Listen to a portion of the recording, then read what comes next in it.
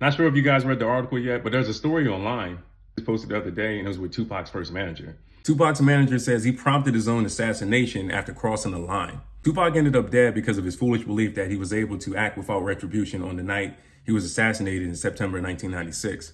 That is the insight from Shakur's first manager, longtime close friend and mentor, Lila Steinberg, who believes that the New Yorker was unhappy being aligned by notorious Death Row Records boss Suge Knight.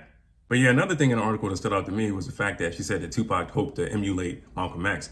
And I can see that too. Like if you grow up listening to his music and you like really study his lyrics like closely, you can see that if Malcolm X was a rapper, it would be Tupac. I can see it. And it made sense. But the only problem with that was he couldn't move the way Malcolm did. It was like you can copy Malcolm, but you can't be Malcolm. You know what I mean? So I guess that was his struggle based on what she said. But yeah, this is what she was saying in the article. And yeah, I mean, it's a really good read. You should check it out when you get a chance. If you're a Pac fan, I think you'll enjoy it. Yeah, I agree with what she was saying. If you know the story of Malcolm X, it's the transformation that's important in the story. And I think the problem is with Pac, yeah, he was following Malcolm's teachings and everything. And instead of moving the way Malcolm did, he moved in the opposite direction. I did read somewhere in another article that I think he was trying to align more people. Like he was trying to, I don't know if it was the Bloods and the Crips, but he was trying to bring more people together, but he just went about it the wrong way. And ultimately, that was the thing that cost him his life. And even the Keefe D situation is not really a surprise. I think I started seeing him on Vlad TV. I think it was in like 2019. He started doing all these Vlad TV interviews. He's been going on Vlad TV for like the last 4 years, like on and off. I've seen like 2 separate interviews when he was on Vlad talking. So telling his life story and just, if you watch Vlad, I mean, like, you know how it goes on there. So with everything that's going on right now, that's not a surprise. I kind of saw it coming. Also, check out the podcast when you get a chance. The information is right here.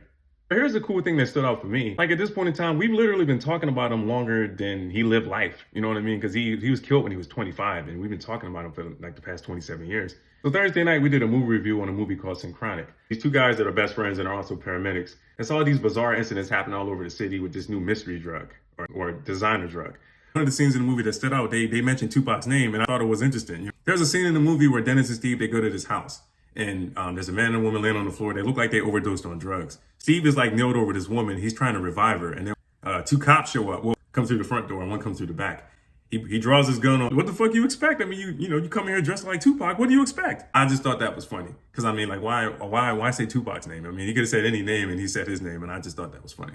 That's why I mentioned the film because he mentioned Pac. And another thing I wanted to point out was just the fact that Anthony Mackie, he actually played Tupac in a Notorious film. If you've seen like the Notorious B.I.G. film in 2009, Anthony Mackie, he played Tupac in the movie. So that was another thing I thought was interesting. Okay, they're mentioning him in this movie. This movie came out in 2019, and then the Notorious film came out in 2009. So you see what I'm saying? So they're still, he's still relevant after all these years.